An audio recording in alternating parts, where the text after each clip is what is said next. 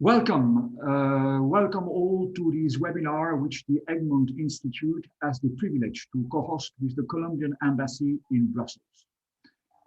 We have a numerous and quite international audience. This confirms, on one end, the high interest for the historical decision taken by the Government of Colombia, and on the other hand, it shows that going virtual, even if forced by exceptional circumstances, open new, unprecedented opportunities to meet and exchange views.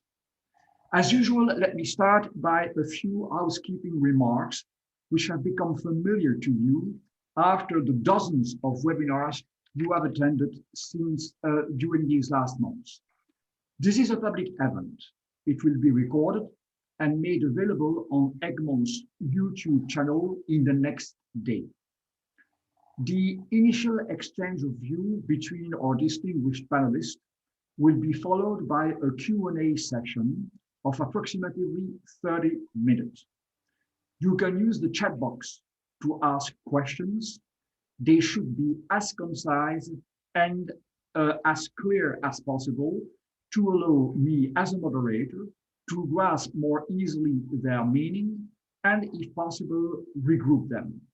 You may also wish to indicate to which panelist you are addressing your question. Don't hesitate to introduce questions as soon as possible without waiting for the end of the first row of intervention. All this will help us to process this webinar as smoothly as possible and to keep it within the foreseen duration of 70 minutes. According to a study published by the Brookings Institute in December 2019, the Venezuela crisis was to become the largest and most underfunded in modern history. Even if the worst predictions did not seem to materialize yet, USAID's latest estimates refer to 7 million people in need of humanitarian assistance within Venezuela and 5.4 million Venezuelan migrants and refugees worldwide. The Regional Response Plan for 2021, published by the Interagency Coordination Platform, identified 7.2 million people in need of assistance, while requiring 1.4 billion USD for 2021 only to support only 3.3 million of these people in need. Moreover, this crisis is unique as it concerns a mixed population flow, which explains why the UN has created a joint platform between HCR and IOM. This also led the HCR to advocate for the application of the wider definition of refugee outlined in the Cartagena Declaration, without much success, to say the least. Of the 5 main hosting nations of the region, Colombia hosts by far the greatest number of displaced Venezuelans, around 8.1 million, according to IOM. This is all the more remarkable that refugee movement used to be in the other direction, as Colombia's long civil war unfolded during a time of relative prosperity for Venezuela. The decision announced by President Duque early February to offer temporary protection to Venezuelan migrants was greeted by the High Commissioner Grandi, as a, I quote, extraordinary gesture of humanity, pragmatism, and commitment to human rights. From their side, Vice President Borrell and Commissioner Lenarchik congratulated the Government of Colombia for this remarkable, courageous, and unprecedented step, which should contribute to reducing human suffering while providing opportunities for better assistance, including on vaccination against COVID-19. This is going to be the subject of our meeting this morning, for a large part of our audience, as we know that many of you behind your screen are from Latin America. We have a very high-level panel, and again, we thank very warmly the Colombian embassy for its support in allowing this event to happen. Our first speaker will be the Vice Minister for Multilateral Affairs of Colombia, Madam Adriana Mejia. Minister, welcome, welcome in Brussels, welcome in this, in this webinar. We shall start with the fundamental question that one could ask, mostly looking at the way some European countries are, in a way, dealing with the refugees caseload on their territories. Why did the government take this unprecedented step? What is the rationale behind the decision to grant temporary protection to Venezuelan migrants? And of course, what are the expectations of the government of Colombia towards regional and international actors to support the challenge that the country is facing? Minister, the floor is yours. Many thanks. Good afternoon in Brussels. Good morning to all of us here in the Western Hemisphere. Thank you very much, Mr. De Brouwer. Distinguished guests, dear fellow panelists. On behalf of the Government of Colombia, I wish to thank the Egmont Institute for gathering us here today.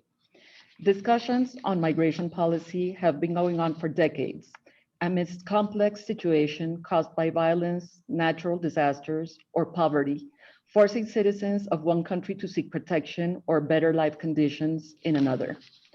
On many occasions, the origin of a migratory wave can be unforeseeable. On others, such as the crisis stemmed from political oppression, war, internal conflict, or economic failure, it is possible to anticipate a humanitarian emergency that will give way to a migratory wave. Either way, countries of destination to migrants and refugees face complex challenges and confront the need to make difficult decisions, in some cases, bold decisions, which may provide valuable elements to enhance migratory policy discussions and perfect migratory policy. As many other countries, the migratory crisis originated in Venezuela was a central issue of the presidential campaign in Colombia in 2018. Throughout the debates, then former Senator and presidential candidate Iván Duque expressed the need to advance Colombian migratory policy based on principles of solidarity and inclusiveness, and frequently mentioned the need to design a temporary protected status, such as those put in place by the United States to provide attention to migrants originated in Central American countries, or Turkey to those originated in the Middle East. Early on in the government, President Duque's team put in place a set of measures that constituted stepping stones towards a definite adoption of the temporary protection status last 1st of March, whose elements will be described in more detail by Juan Francisco Espinosa, head of the Colombian Migratory Authority. I would like to highlight, however, 3 main messages that I hope will make this discussion very lively. First, as you mentioned, Colombians ourselves migrated in great numbers in the 1970s, 1980s, and 1990s, fleeing from violence caused by narco-trafficking and terrorist organizations and seeking a better future. Hundreds of thousands of Colombian nationals were received with generosity by countries such as Venezuela, Ecuador, the United States, and Spain, among others.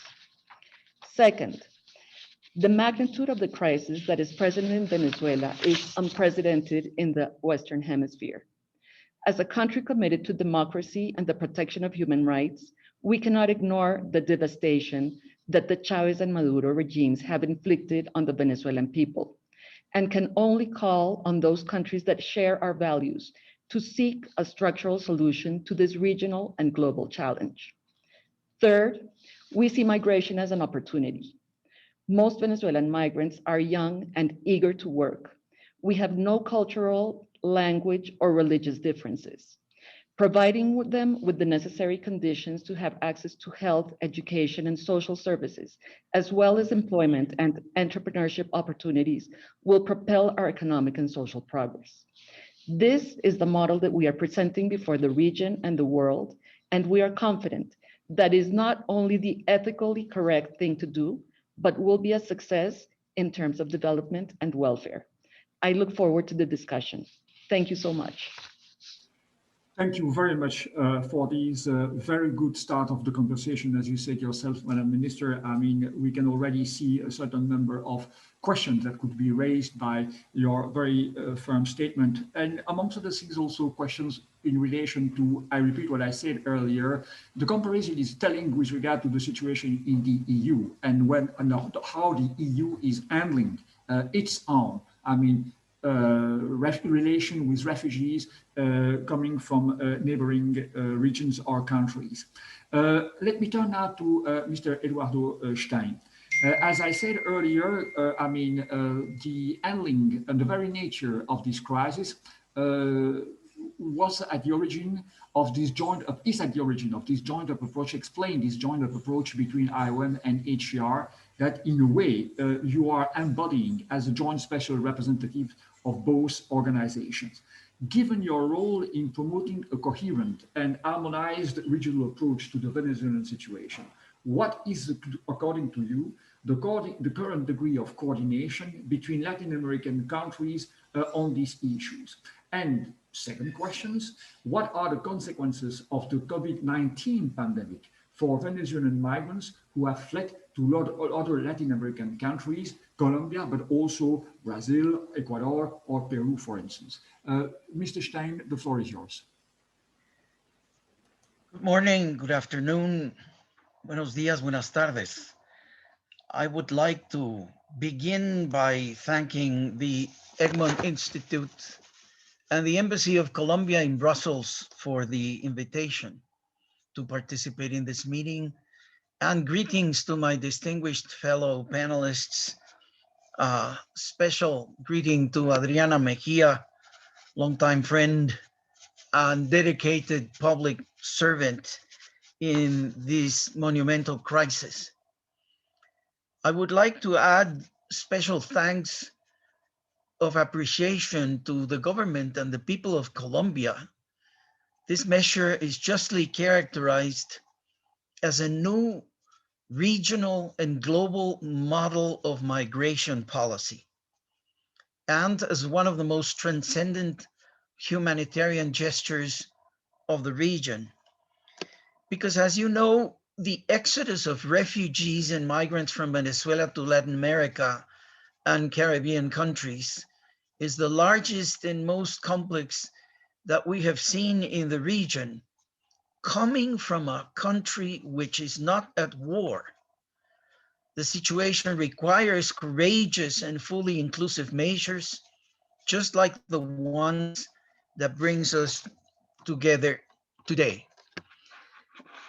One of the central priorities of the partners and organizations of the Regional Interagency Coordination Platform, R4V, and the Interagency Mixed Migration Flows Group in Colombia is to promote the inclusion of refugees and migrants into national protection, assistance, and integration programs. This includes, of course, access to health, housing, education, employment, and livelihoods. The full inclusion of refugees and migrants in national responses is, in most cases, only achievable through access to documentation and migration regularization. Departures from Venezuela through unofficial crossings are a prevailing trend, a very dangerous trend. The prevention of irregularity and increased protection risks is a priority within the Refugee and Migrant Response Plan, RMRP, for 2021. Accompaniment to registration and regularization plans, campaigns against xenophobia and stigmatization of refugees and migrants, socioeconomic integration efforts, and full access to vaccination in host countries are central to the work of the platform and to the agenda of the Quito process. So to answer your central question, there is an extraordinary level of coordination amongst countries, even though each and every one of the receiving countries does not have laws and regulations equally important in terms of their precision to confront this monumental movement of people that none of our Latin American states were prepared for. So the temporary statute for the protection of Venezuelan migrants issued by the Colombian government is a true milestone in humanitarian response and migration governance and a commitment to development. Framed within the most urgent humanitarian efforts while fostering long-term integration, it is a bold and innovative decision that will transform the lives of almost 1 million Venezuelans who today find themselves in an irregular situation in Colombian territory. At the same time, it will bring concrete and long-standing advantages to the Colombian population. Colombia is once again setting an example for the region, adding to the important initiatives that preceded it. I would also like to acknowledge the efforts of other countries in this regard. Peru, a pioneer with a temporary residence permit and the issuance of the alien registration card.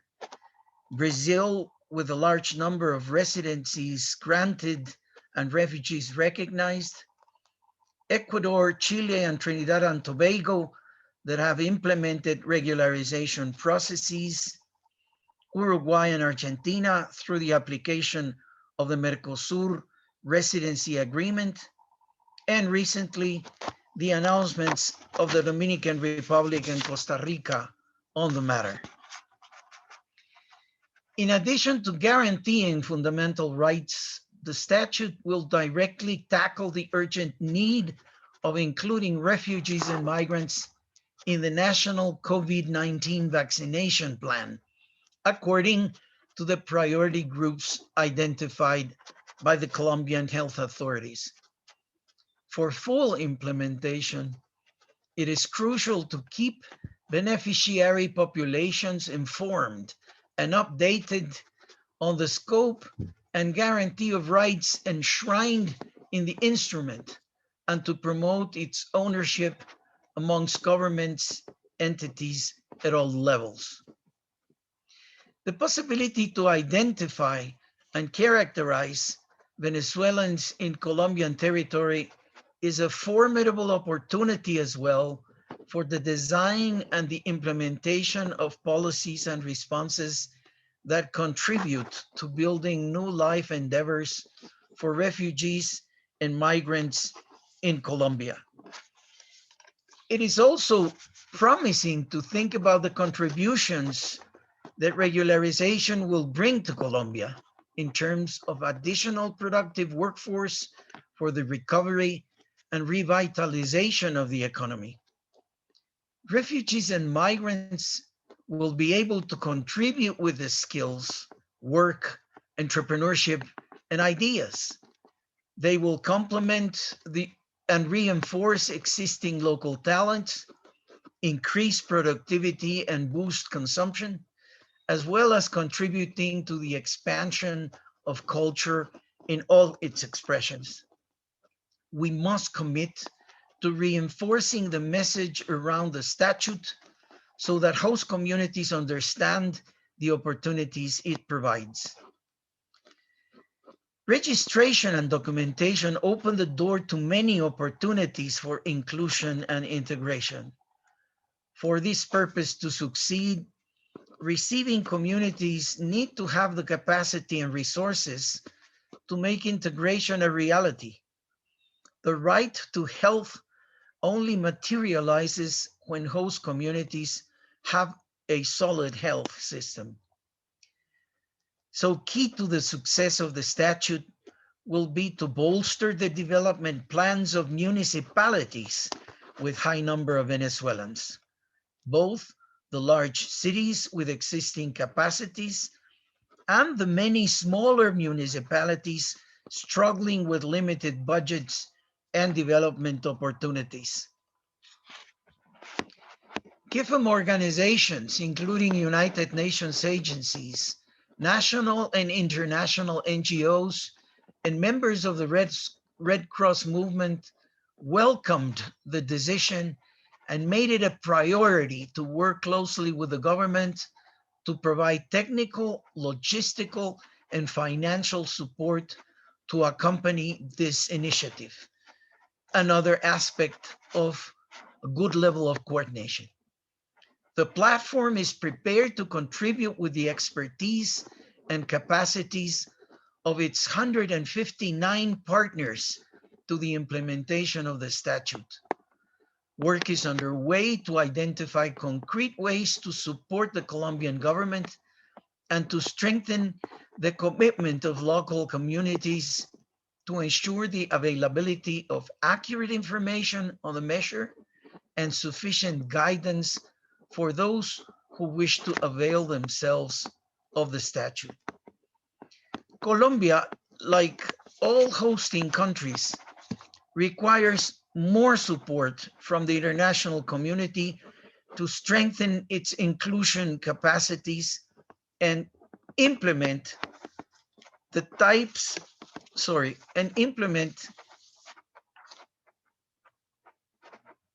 these types of game-changing initiatives as part of the platforms and the work throughout the region as it continues to mobilize resources and encourage greater visibility of the crisis and the response. In this context, I would like to mention the Government of Canada, with the support of UNHCR and IOM, that is organizing the 2021 International Donors Conference, which will play an important role in this regard. It will also provide an opportunity for host countries to showcase their good practices and for donor countries to announce their initiatives of shared responsibility, such as resettlement and labor mobility, among others. The participation of the international financial institutions, the private sector, and civil society is also warmly welcomed and expected.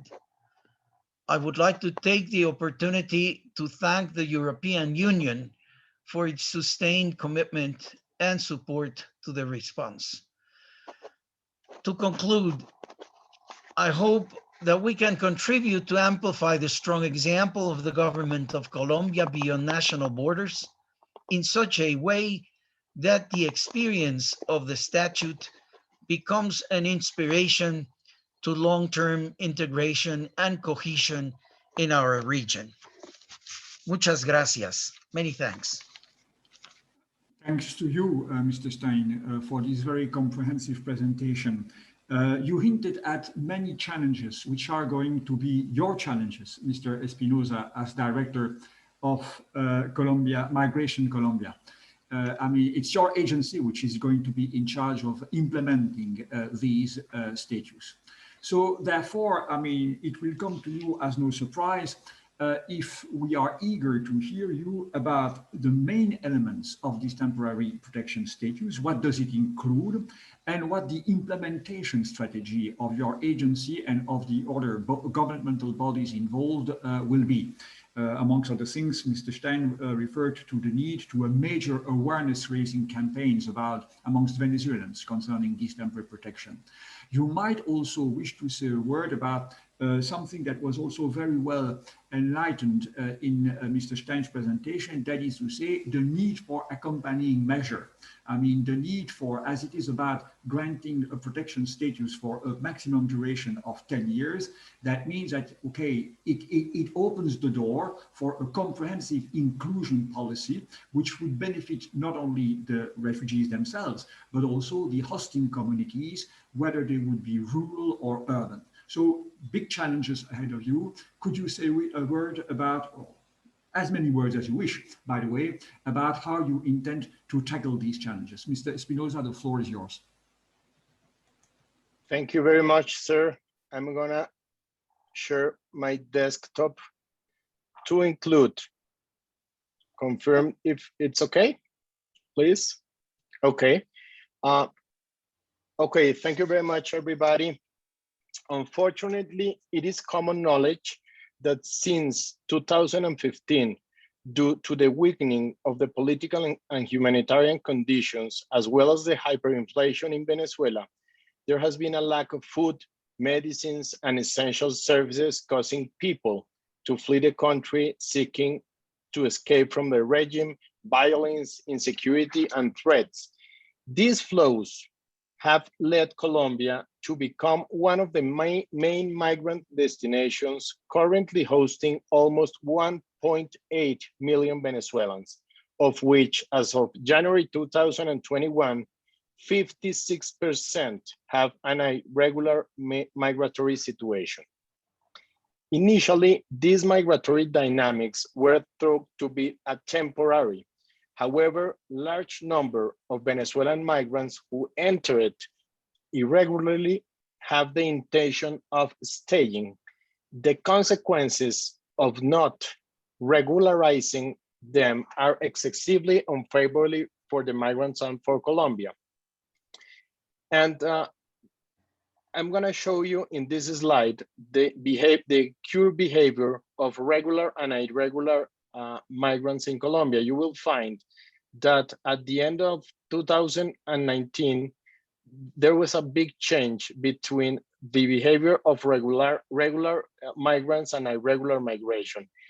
Inclusive, in the middle of a pandemic, the irregular presence of migrants in Colombia, it's growing, and you will find it here, 56%. So before diving into the consequences of living in irregularity, it is important to have an overall picture of Colombia's location and geography. It shares its lands border with Panama, Ecuador, Peru, Brazil, and of course Venezuela, with more than 2,219 kilometers. You will find it here, North America, Central America, and South America here. To put into perspective, the extension is similar to the eastern land border of France with Germany, Luxembourg, Belgium, Switzerland, Italy, and Monaco. That's the borderline, the perspective of our borderline. And also you will find that this picture, the top picture, belongs to our border zone in La Guajira. Looks like the same neighbor. This one to Arauca, that you will find it here in this zone between the river. The middle of the river divides both countries.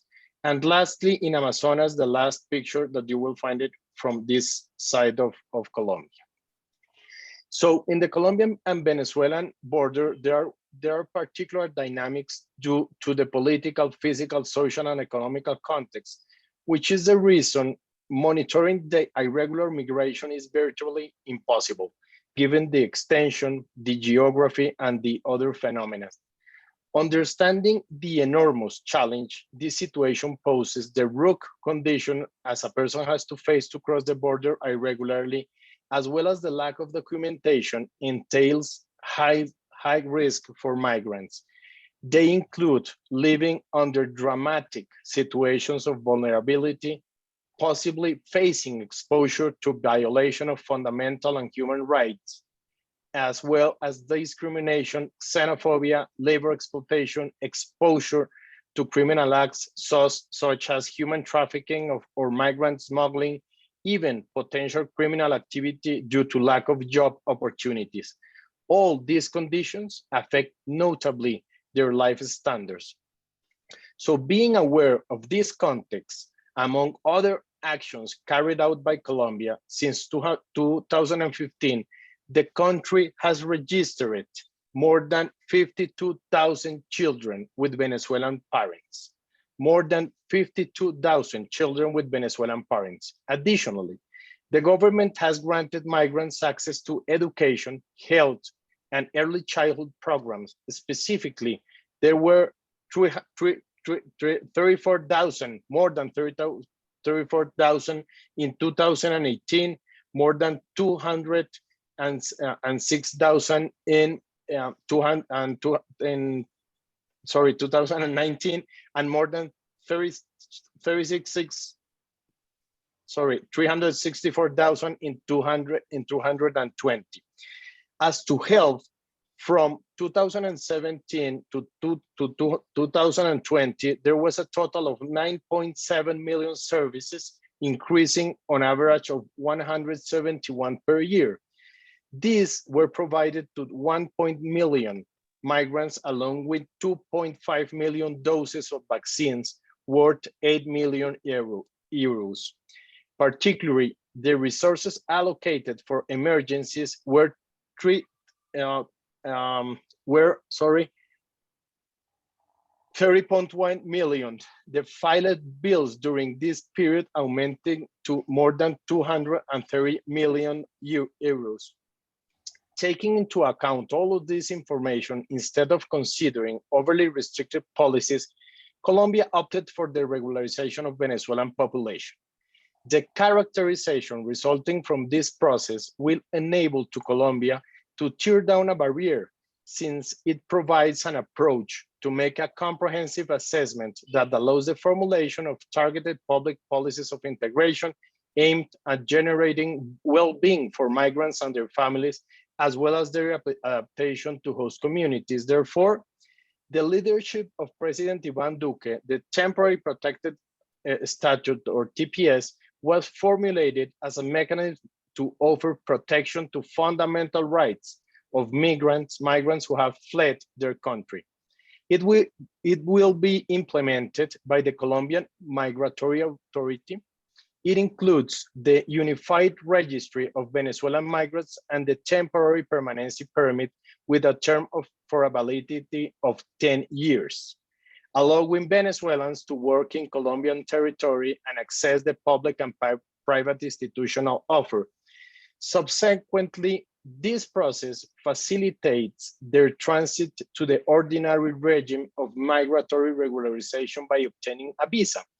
And the Unified Registry includes 3 main activities: online pre-registration, in which biographical, demographic, facial, and biometrics, immediate family members, and preliminary evidence of permanence in the territory will be collected. The socioeconomic characterization survey, which also be completed online. These characterizations is key, since it enables us to channel international cooperation's resources, and it will also allow us to move forward more efficiently in processes related to educational inclusion, as well as financial and health, including, of course, vaccinating the Venezuelan migrant population against COVID on equal terms as the Colombian nationals.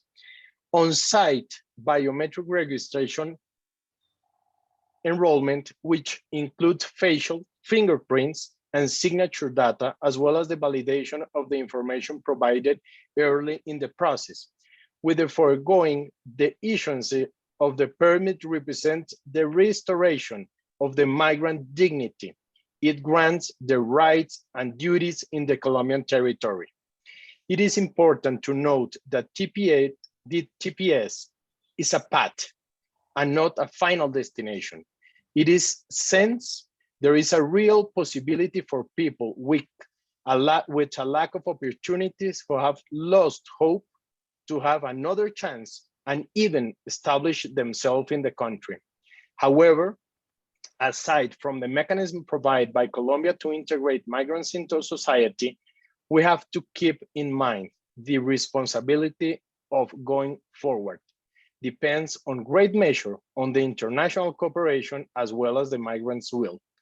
Lastly, understanding we are citizens of the world. We have witnessed the determination of the Venezuelan migrants. We recognize everyone deserves opportunities for a better future, which is the reason we want to make our contribution to support this population by promoting better living standards for them. We encourage the international community to walk along with us and with them down this path. Thank you very much, sir, and everybody.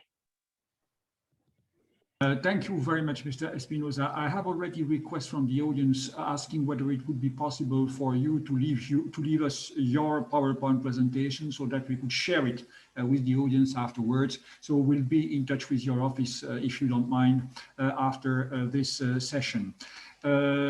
Well, before turning to our last panelist, may I encourage again our friends in the audience to start asking questions as of now, so that we could immediately follow up after the presentation of Michael Köhler with the first interaction between you and our panelist. Michael Köhler, you are the Deputy Director General of the Directorate General in charge of humanitarian aid in the European Commission. Mr. Stein acknowledged the role played by the EU since the beginning of this crisis. EU, which is indeed one of the biggest development and humanitarian aid donor in the world, and which has been present since the beginning, not only in the regions, but also inside Venezuela, to cater for the humanitarian consequences of what was happening in this country and the consecutive outflows of displaced person. So how do you see the role, how do you yourself in a candid way assess the role played by the EU until now? I mean, the EU is always seen as a soft power, as a convening power. Beyond the aid attributed and distributed, was it able to play a role in trying to cater for the consequences of this situation? My second question would be, okay, now that we have this spectacular move from one of the government and the government of the largest refugee the first refugee hosting country in the region, will the EU factor that into its plan to keep on supporting and shouldering the efforts of those offering reception condition to Venezuelan migrants or displaced persons in the region? Miguel, the floor is yours. Thank you very, very much, Jean-Louis. Dear co-panelists, buenas tardes, buenos dias. When I got the request to take part in your debate, frankly, I didn't need to wait for a second to reply, because when you work on humanitarian aid, you're not exactly used to joyous moments. You're always confronted with human suffering. You're always confronted with people who have lost everything, lost their homes, lost their loved ones, and so forth. And we are really in short supply of good news. But what President Duque has decided here, what the government, what Adriana Mejia and her colleagues are really doing, is not only good news, it is exemplary. And I would really like to start my very short intervention here by praising the action of the government of Colombia for this bold decision to accord temporary protection statute to the refugees, to the migrants from Venezuela. And I think this continues a very good tradition. When the European Union co-hosted here in October 2019 the Venezuela Solidarity Conference, Eduardo Stein was one of the distinguished co-organizers and speakers there. And when the South American, Latin American countries came together to discuss on that occasion with us what it takes to help the people who are suffering from the situation in Venezuela, I was already struck by the enormous sense of solidarity and by the outreach and the positiveness that the neighboring countries to Venezuela very often were able to show towards the people who were suffering in the situation. I can tell you this is exemplary. This is not what we are necessarily used to see in international crisis of this kind. So as when you work on humanitarian aid, you work basically on two things. One is to help the people who are suffering, but the other thing is also to harness international support, advocacy, to tell the world that this crisis must not be forgotten, and these people have a right to live in dignity, a right to protection, a right to social security. The decision of President Duque is really something which needs to be praised, and I'm very happy that you, Jean-Louis, provide this occasion here, which is one little piece in the bigger mosaic of basically telling the world that a good decision has been taken, and that we should all support that. Now, to your question more precisely, it is obviously a crisis that is underfunded. It's a crisis that is not close to any solution. If you look at the situation in Venezuela, and we heard from some of the distinguished panelists about it, there is not any reason to hope that in a very foreseeable future, this year, next year, there might be a decisive turn for the better. If you look at it not politically, but when it comes to the suffering of the individual people. Venezuela is a country, and I'm not speaking here about the political situation, about the government in charge. I'm speaking about what it means to live inside Venezuela for an average citizen who has increasingly promised to ensure his or her livelihood, who has increasingly promised to have access to a decent health system, to an education system, and very, very often even to cater for the very food security needs that people have. And therefore, it's not astonishing that the situation in Venezuela has triggered one of the biggest humanitarian crises that we have on the planet. With already 5.5 million people who have left the country, 1.8, as we heard, are now in Colombia. And if you look at these 1.8, not only is Mr. Espinosa more than right, that of course, the majority of them are still in an irregular situation. They're not documented for. They don't have identity papers. They have no right or had no right so far to participate, for example, in the health system, in the education system, which makes them even more vulnerable. So all this was the situation before. And if you then take into account that almost 1/3 of them are children, they are young boys, they are girls, they are adolescents, then you see what the dimension of this is. We all have our families. We can easily imagine what it would mean to us, to our children, to our loved ones if we were in this situation. And therefore, it is so important not only that the government has taken this decision, which gives not only rights, but it gives dignity to the people who come over from, or have come over from Venezuela, but it gives them also perspective. And that is something which we, the international community, need to support. Now, Venezuela is a territory that is difficult to operate in. Venezuela has difficult political relations with many other countries in the world, including with the European Union. We just saw the decision of the Venezuelan government to extradite the European head of delegation, which is just an indicator for the complexity of the relations. And therefore, we don't have development aid inside Venezuela, but we have humanitarian aid by the dimension of some 40 million euros that goes into quite a variety of sectors and is implemented through the Red Cross and a wide variety of NGOs. But of course, Colombia also is a partner. And the fact that Colombia is hosting so many of the Venezuelan citizens affected by the crisis and now has taken this decision should be an encouragement for us to do even more. There is already solidarity. If you look at the 2020 figures, Colombia has received around $400 million in international humanitarian aid. I'm not speaking about development aid here, but humanitarian aid. And of course, a lot of this was dedicated to the Venezuelan refugees and to the host communities. But let's not forget, the European Union, for example, did not start to operate humanitarian aid in Colombia because of the Venezuelans, but because also in Colombia, which is a middle-income country, there are needs, there are humanitarian needs.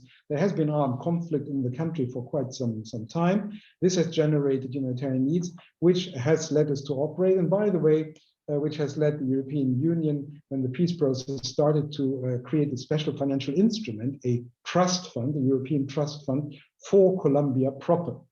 Now, but on the humanitarian side, if you take, for example, the last budget year, we mobilized 17 million euros only for the Venezuelans in Colombia.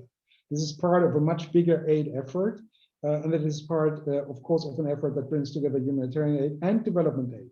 If I look at the development aid figures, Colombia has benefited in the past 2 years from about 227 million euros in development aid, plus the humanitarian aid.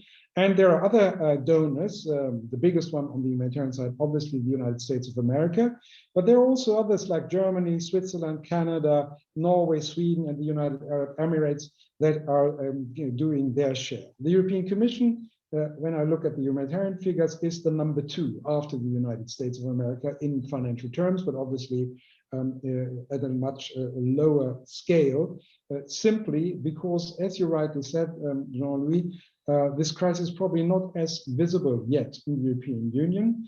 And obviously, it takes place in the Western Hemisphere, whereas we have major humanitarian crises like the Syrian crisis, like the situation in Libya, like the Palestinian situation right at the front of the European doors, where we are financially more active. Having said that, we are under no illusion that both the needs, but also the hospitality that Colombia is offering would require an additional effort. And therefore, we are preparing the next donors conference, and we stand ready to support Venezuelans in Colombia more and pledge more. I cannot give you any figure at this moment in time because we're early days in the budget implementation and we still need to prepare our positions, obviously. But we have taken good note of the fact that with the launching of the Temporary Protection Statute, the government, of course, also told the world that all this has a cost, not the statute as such, but implementing it has a cost, and that Colombia legitimately can expect that its international partners stand by Colombia in implementing it. So the government estimates, for example, that to include 200,000 vulnerable Venezuelans in the national safety net would trigger a cost of about $100 million a year. And that is something we have to take into account. And the registration campaign that Mr. Espinosa has been presenting to us, that alone, the registration, giving documents to Venezuelans that are in an irregular situation so far in Colombia, that also will cost about $20 million. So this is something which we have to take into account. This is something which we will certainly look at when we put together our position towards the donors conference. For the time being, with the, for example, 17 million last year, we are active in many, many important sectors. We are active in particular when it comes to providing shelter, when it comes to providing health services, food and non-food items, but also protection and legal assistance to Venezuelans. And of course, as in every crisis, we are active in education programs for those who are not part of the regular school system. All this with a particular focus on women and children. And if you want to know how we implement this, then I would say the vast majority of European aid is implemented through the Red Cross Society, but then also through some major international non-governmental organizations, such as DRC, such as CSIP, such as Plan, such as Oxfam, such as the Norwegian Refugee Council, Caritas, and so forth, and some UN agencies like the UNHCR, UNICEF, and others, obviously. So a mix of specialized, highly professional, qualified organizations, and this comes, as I said, on top of the development aid. What is important right now is that we get the coordination and the advocacy right. So it's about money, yes, it's about focusing the money, it's about a proper nexus approach, which brings together humanitarian development money in a coordinated way, but it's also about coordination. I was heartened to hear from Eduardo Stein that he, from his perspective, is very happy with the coordination efforts that are ongoing. I would subscribe to that view. But still, of course, perfection is not of this world. There are many things that we can still even better. Our office, we have an ECHO office, obviously in Bogota, is in permanent contact with the other donors, with the national institutions, with the key stakeholders, with the United Nations agencies. And the European Union is also very much involved in supporting regional coordination mechanisms, such as the Quito process, in order to mobilize funding, but also to raise the visibility. The Solidarity event, the Donors Conference, and now also the forthcoming Donors Conference that Canada will be hosting in June are other good examples, not only to get money, but also to speak about how we can improve coordination. And all this, of course, based, as I said, on a nexus approach, which brings together the various instruments. We have to reckon with the fact that this crisis is going to last for quite some time. if the government of Colombia is ready to look into the long perspective, the temporary protection statute is valid for 10 years, which is a very good period, but there might be a situation, we might face a situation that also after 10 years, at least many of the people who are now, who have crossed the border and who are in Colombia will stay there. So we have to look also at the long-term perspective in Colombia, in other countries in the region. And there again, the European Union, of course, is ready to help with advice, with advocacy and with money. But so far, I have to say, the case of Colombia, what you're doing there merits more support. We are going to provide the support, especially now also in times of COVID, which makes vulnerable people even more vulnerable. And it is an example that we are going to quote in other regions of this planet as something that many others should take inspiration of, including ourselves, obviously, as well. Many thanks, Jean-Louis, and I'm happy to answer questions in the debate. Thank you very much, Michael. I mean, you were referring to this example being followed in other regions of the world, and I was thinking, Europe, why not? But okay, let's dream aloud. Now, time has come for a few questions. I already warned our panelists that by way of conclusion, I will turn back to each of you and ask to you 3-4 sentences, which would be for you the main takeaways after this conversation and this webinar. A first question, I would be tempted to address it to you, Madam Minister, but also to Mr. Stein. As highlighted by Michael, Mr. Stein, you stressed about a good coordination between countries in the region. But okay, one could ask itself, is there a risk that the decision taken by the Colombian government, which is, as we said, unprecedented, unique, could in itself create a new pull factor? Madam Minister, was that taken into consideration by the Colombian government? And is, according to your assessment, is there indeed such a possibility that such a risk do materialize? And Mr. Stein, you might also wish to say a word about this afterwards. Madam Minister, the floor is yours. Thank you. Yes, indeed, this was at the core of our discussions during the more or less 20 plus months in which we were designing the mechanism. And evidently, there are different sectors of society, and there is a big political debate on whether what we are doing is, I quote unquote, opening the door for many more migrants to want to come to Colombia. 2 reflections on that. We think that the push factor is much stronger than the pull factor. As many of our colleagues have expressed today, the dire circumstances that Venezuelan citizens are living every day makes them seek a way out in order to be able to attend to their basic needs.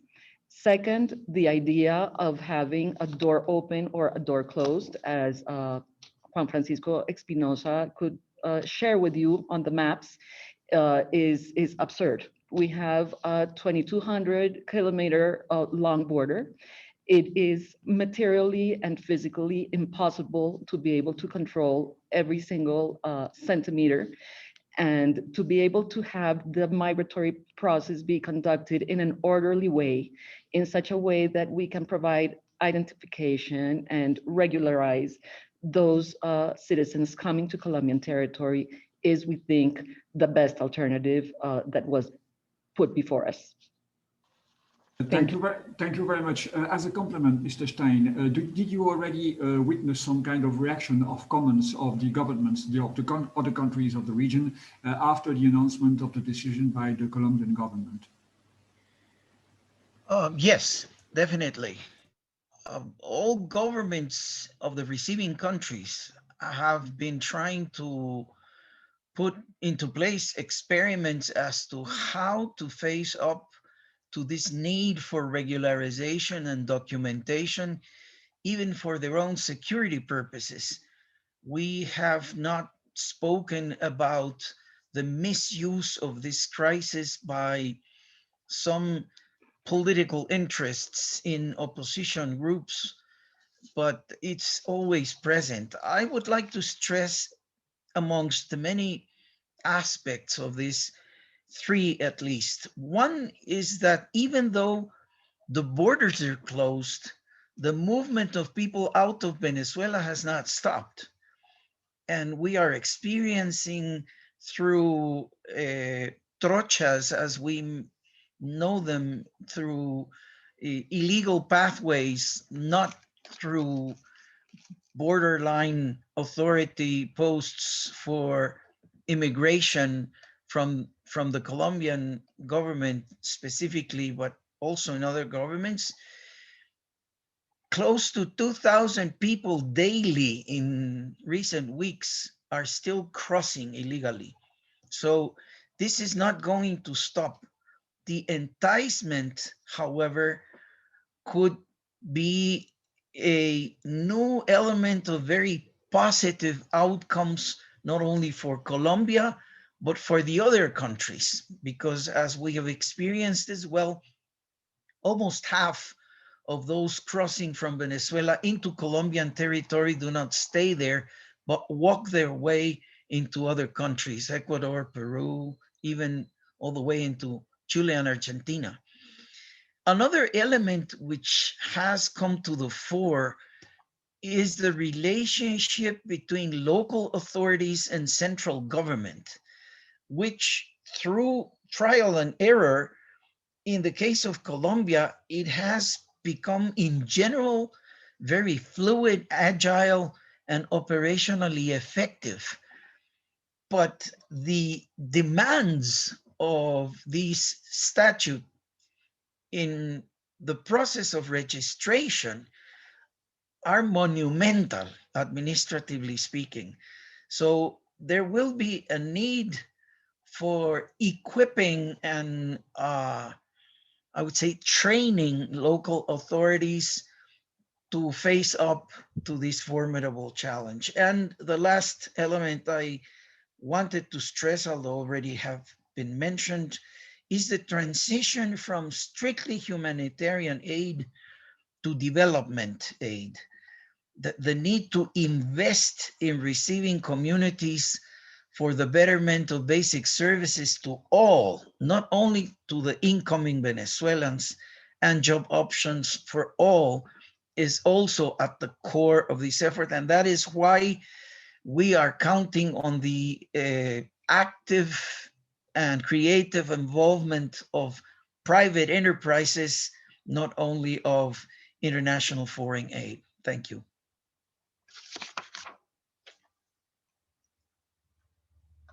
There you go. Sorry. Now, I have another question that I could address to maybe, again, sorry, Madam Minister, again yourself, but also Mr. Espinosa. Okay, there was evidence, and there is still evidence of growing xenophobia in Colombia, like in many of the receiving countries, between the local population and the displaced Venezuelan communities. So this makes, of course, the decision of the government even more, I would say, courageous in present circumstances.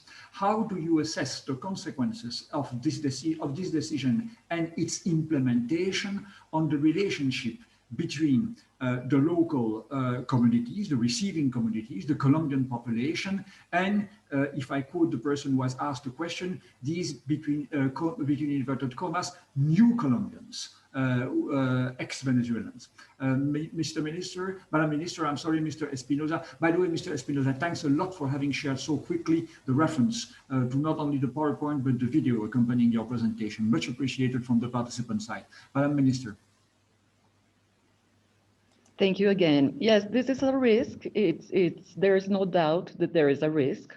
That is the reason why the focus of our attention has to be placed equally both on the population of migrants, but also the host communities, as Mr. Stein has stressed.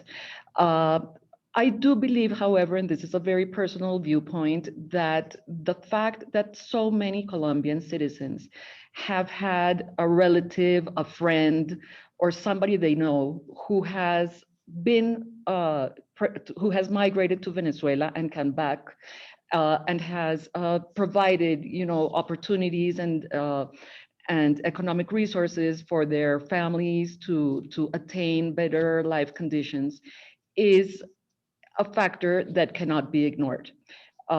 During the last 30 years of the past century, many Colombians established themselves in Venezuela, as I mentioned, and it is very hard to ignore those networks that were knitted in those years.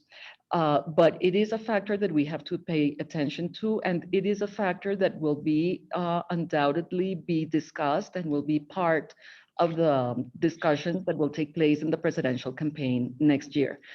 From the national government point of view, all our efforts are placed in condemning xenophobia and in trying to prevent it, including by communicational campaigns. Thank you very much. Mr. Espinosa, precisely, do your agency foresee some kind of outreach campaign in parallel, addressing the possible concerns of the Colombian receiving communities in parallel to the rollout of these new temporary status? I mean, is it part of your mandate, and do you include that in your planning? Over to you. Absolutely, yes, sir.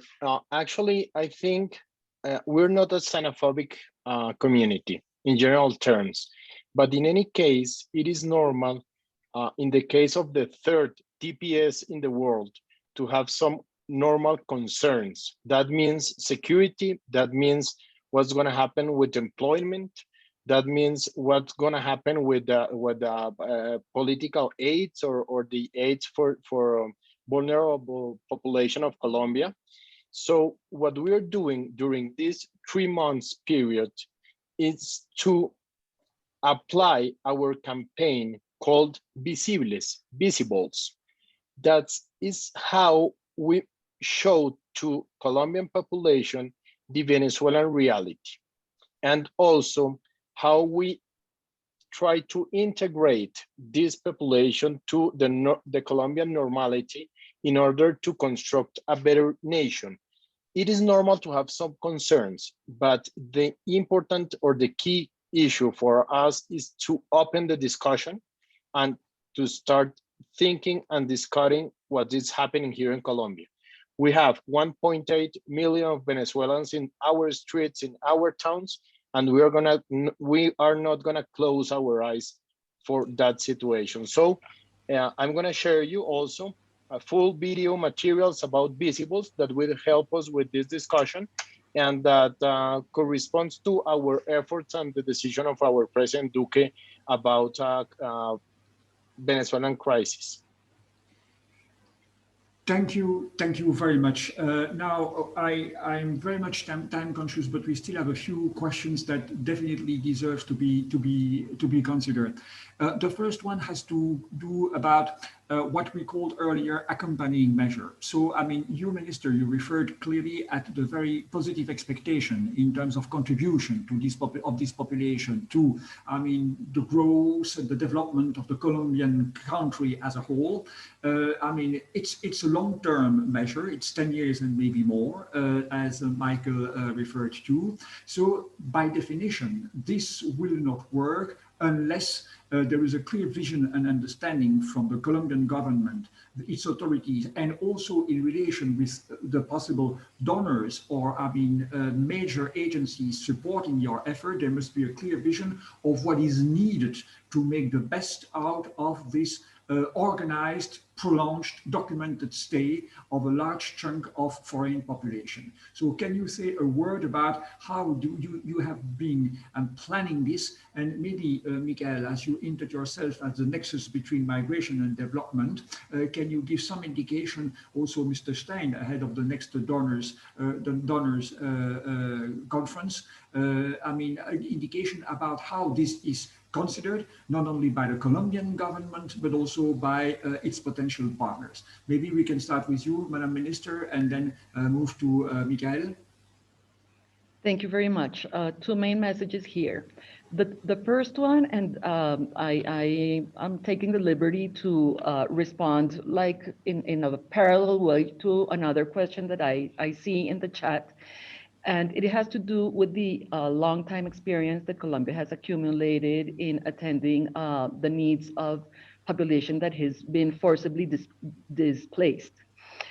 This, which is a very unfortunate situation, of course, has made us attain capacities to work in a very close interinstitutional manner, and to be able to provide attention to internally displaced people, which were capacities that were also applied from 2015 on, when the migration population started to grow, and especially between 2018 and 2020. So the capacity to come together, join efforts, and coordinate and articulate among national institutions, local institutions, and also UN agencies and NGOs has been in place in Colombia for quite a few years, and of course is now being strengthened. And that is my second message, just to reinforce Eduardo Stein's message. The RMRP has been an excellent planning instrument. It is the best diagnosis as to what is required and what is needed to put in place to be able to give the donors the message of where our priorities are.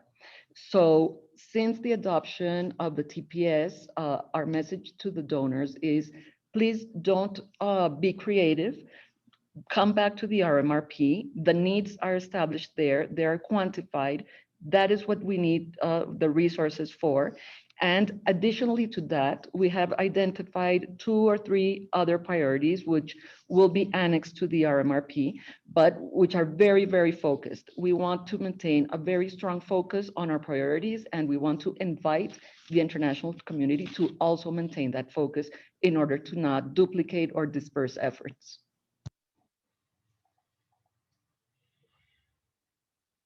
Muy bien. Thank you very much. Michael, as a donor, how do you respond? Well, if you want to have a joined up approach, and if you want to have, in our terminology, a nexus approach, you basically need 2 things. You need to have a joint analysis and joint understanding of what is at stake, what the problem is, of the details of the technical data, and secondly, a joint response.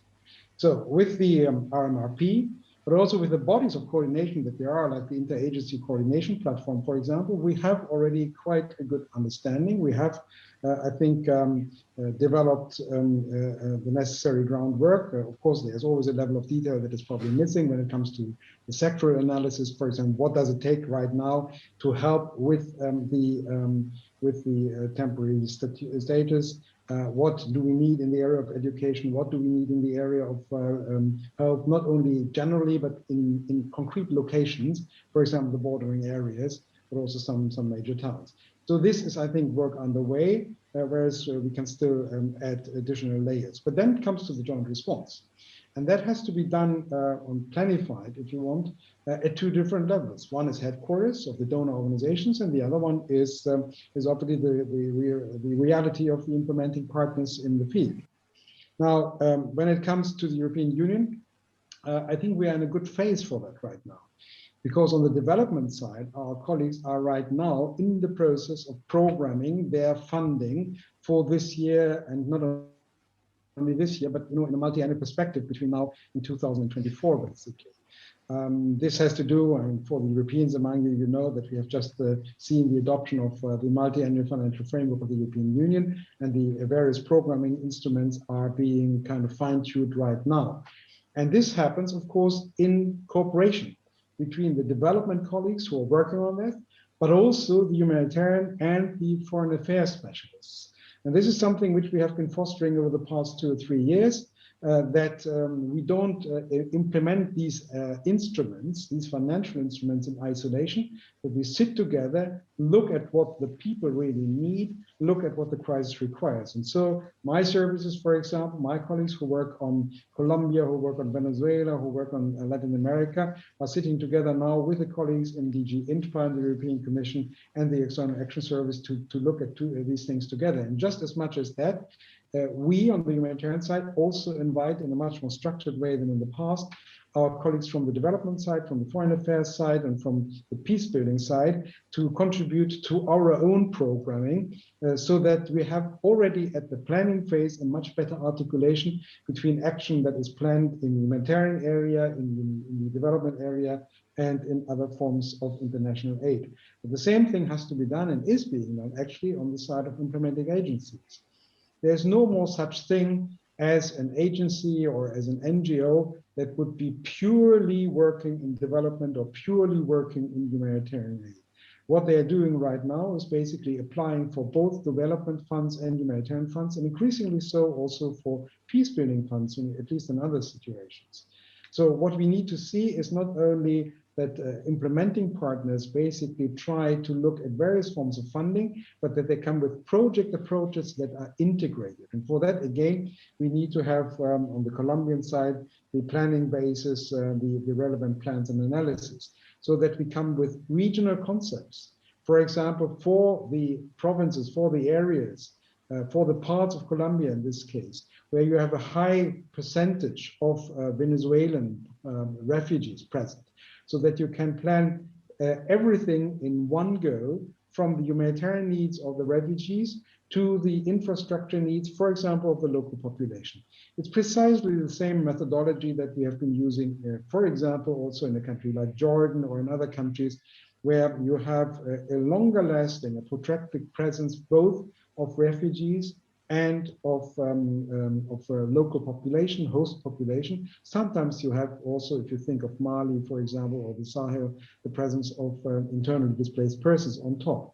And we need to cater for the needs of these communities in an articulated way. For that, we need to program, but we also need to have programs that look at them in the same way. The good thing is that with our new political authorities here, we have a lot of momentum that is in favor of this new methodology. The commissioners for development aid, Mrs. Orpilainen, and humanitarian aid, Mr. Lenarčič, are following the Nexus approach very much. For example, in April, we are going to have a meeting with both commissioners and their staff that want to be informed of how on the development and humanitarian side together, we are implementing this approach in a number of fragility situations, crisis situations, and refugee situations. And it is, I cannot tell you precisely because I don't have my file in front of me, but it can well be that in this context, we are going to discuss also how we could have a more articulated and joined up approach of EU instruments in Colombia in support of the measures that the government has taken. Thank you very much, Michael. I mean, the time of wrapping up is approaching. So, I mean, be prepared. I'm turning now to my panelists with your 3 sentences, the 3 main messages at the end of the panel. I will still go through the remaining questions. I see one in the discussion box, which is mine, by the way, too, but which is not relevant for the panel today. That you say, what lessons can we draw from the TPS, the Colombian TPS experience, in other situations which are the ones closer to the EU border that Mejia was referring to earlier, whether it is in Turkey, for instance, or in other neighboring country. But okay, it's a very relevant question, but not for the panel today. There is not a question, a statement. I don't want to park it, but it's again on a different related topic, and that's, I mean, it's about a political relationship between the EU and the government in Venezuela, the regime of Mr. Maduro. I mean, it's relevant, but it's not part of our discussion today. So allow me just to park it aside, as I said it earlier. I would maybe just take 2 last questions, which are of a more technical nature and which are addressed to you, Mr. Espinosa. The first is about the transition between the TPS and the ordinary regime visa. After how many years can migrants apply for a visa, migrants, I assume, benefiting from the TPS? And the second one, you addressed it in a way in your presentation. It's about possible concerns from the Venezuelan population about sharing their sensitive data. Is there outreach foreseen to the Venezuelan on the benefits of the registration in view of convincing them that there is more to gain than to lose in engaging into this process? Mr. Espinosa, up to you, and then I'll turn for the concluding remarks to the other panelists. Thank you very much. Yes, the TPS, it's a window of opportunity for 10 years, but during those 10 years, the whole Venezuelan migrants should be graduated to an ordinary regime of visa. There's a particular advance here in this TPS. It's that the time that Venezuelan has passed here in Colombia, it's it can be used for the 5 period years of minimum requirement for an ordinary visa. That means that we will have Venezuelan migrants in an ordinary regime in 1.5 or 2 years, starting at that point, because we are taking into account the 3 years that some of them are here in Colombia, first of all. Secondly, about identity. Look, the main problem of the Venezuelan population here in Colombia, it's about trust. And trust starts with identification, with an ID. The problem here in our streets is that the vulnerable people has not any identification document. So you need an ID to open an account, to try to find a job. So when we have an ID with the whole securities, that will give us a huge opportunity for Colombia and also for migrants of Venezuela here. So this is the way how we are opening windows in financial markets, in labor markets, social security. This process will include that the whole population of Venezuela here in Colombia will be included automatically in our healthcare system by a basis of any cost. I mean, that means the whole 1.8 million with the identity will be included automatically to the system. And obviously, after they start working of having some kind of increase of income, they will pass to a contribute system in healthcare. But if we check the balance between identification or not to include ID, without any doubt, it is better for Colombia and for the Venezuelan population to have an identity that will give everybody more opportunities and more security here in Colombia and hopefully in the region. Thank you very much. It's a very clear and straightforward answer. I'm sorry. So let's now turn to the concluding remark. Mr. Stein, would you be willing to open this round of concluding remarks? The floor is yours.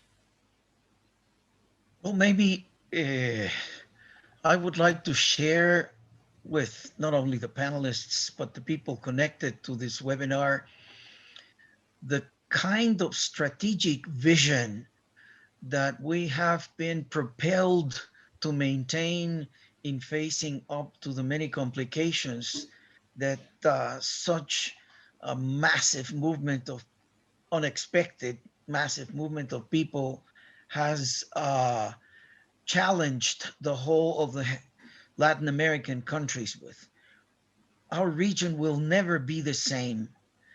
And the fact that many of the people connected to looking for short-term, medium-term, long-term solutions have to think ahead in very creative terms has in its own way the temporary protection status decision of the Colombian government and people propels us in this direction to think ahead on how do we envision the transformation of our own region in the years ahead.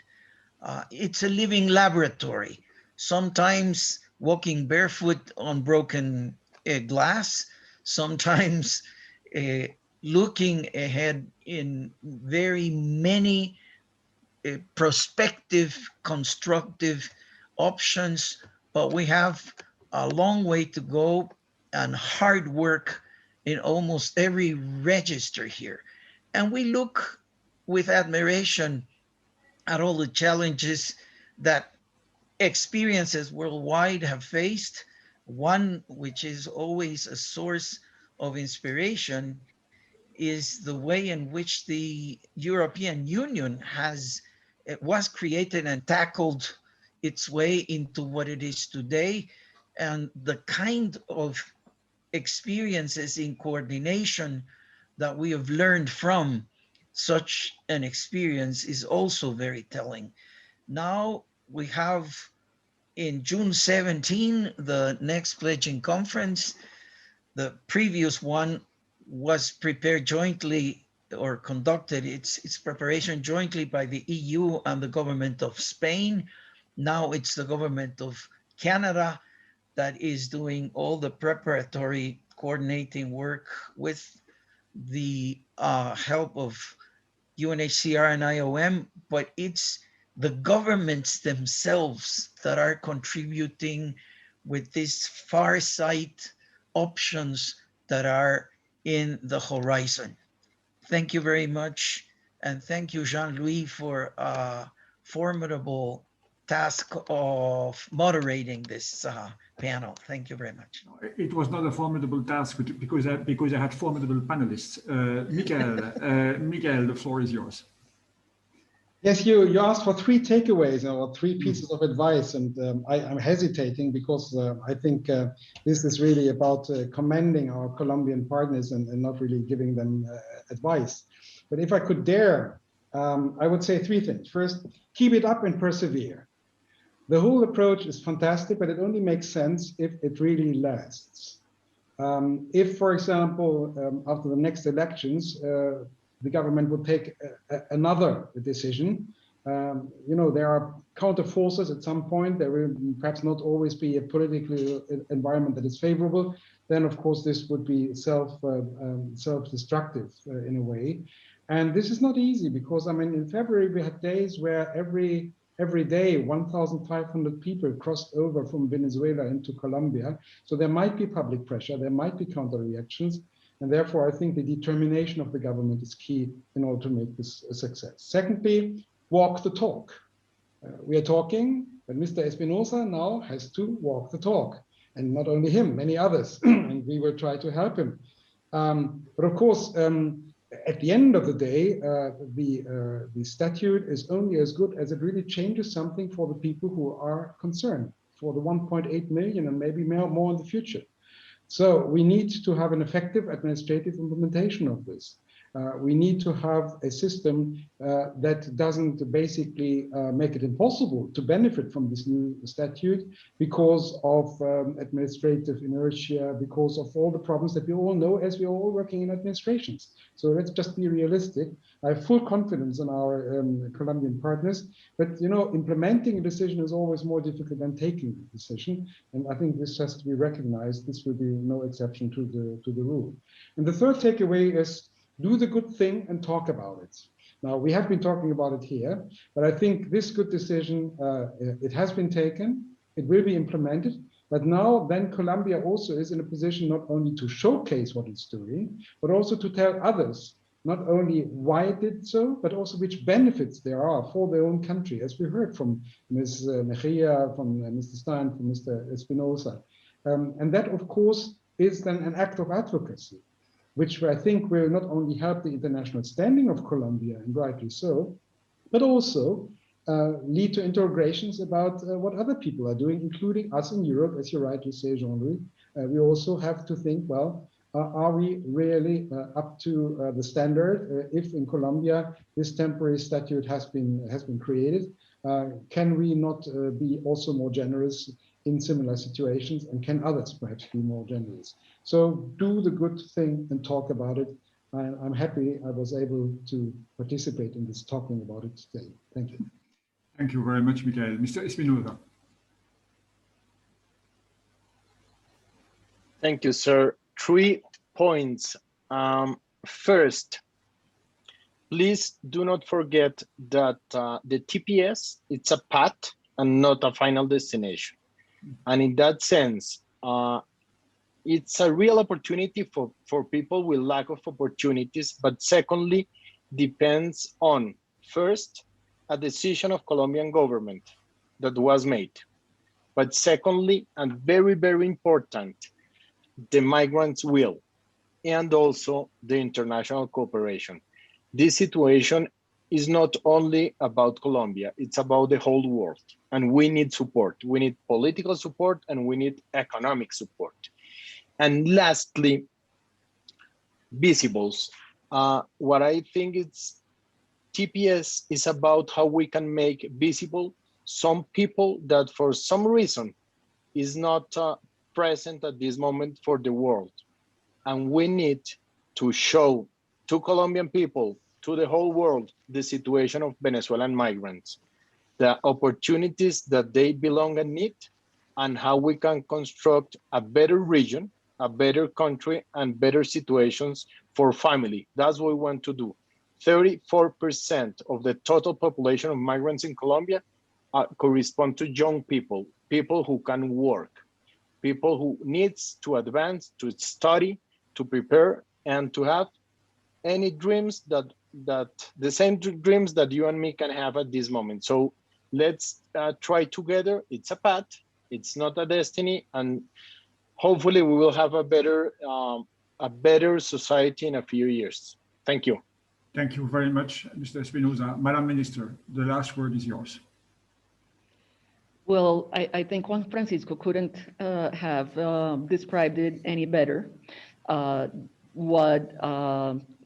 What we consider the most pressing need at this point is to draw attention of those countries that are committed to democracy and protecting human rights to not overlook what is happening in Venezuela and not look to the other side of the origin and the effects of this crisis.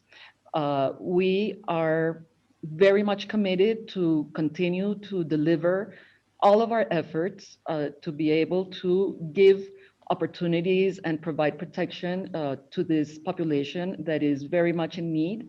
But it is very important that the world does not look to the other side and ignore the very, very dire conditions in which the Venezuelan population is living currently. So I think this kind of exchange is an excellent opportunity to draw this attention, to be able to share what Colombia is doing, to be able to put forward our experiences, our practices, and hear from others also. And we hope to be doing this physically, presentially, very soon with our colleagues in other capitals. Thank you very much again for convening this event, and thank you for your excellent moderation. Again, it was my privilege and my pleasure. A word of thanks from my side. We are proud at Egmont to have been offered the opportunity to modestly contribute to this huge advocacy effort that is needed and should contribute to a wide support to your initiative. Indeed, you're going to have to walk the talk. I could not say better than Miguel. It's a huge endeavor. It's an ambitious decision, and it's a huge endeavor to implement it and to implement it in the long term and make it stabilized in the long term. I thank very warmly the Colombian embassy in Brussels to have allowed Egmont to participate into this effort, to have offered Egmont the opportunity to participate into these efforts. I thank very warmly those in the audience. They were with us from the beginning until the end. The number of dropouts was equal to 0 from the beginning until the end, which showed that clearly, this was something which matters for those having attended this webinar. And of course, I'm thanking very warmly my colleagues of the Egmont Institute for having supported the organization of this webinar. Madam Minister, Mr. Stein, Mr. Espinosa, Mr. Köhler, thanks a lot for having spent a few moments with us taken from your very busy schedule, whether it is in the morning or in the afternoon. I think that all of you still have a very long day ahead of you. We wish you good luck. We wish the best of luck to the Colombian government and the Colombian public service in view of implementing this very ambitious plan. You have heard that the European donors were on your side, and we have to keep on advocating to make sure that the European public opinion is aware of what is happening in Latin America with regard to the Venezuelan caseload and in Colombia in particular. Have a good day. Thanks a lot for being with us. Bye-bye. Thanks a lot. Thanks. Bye-bye.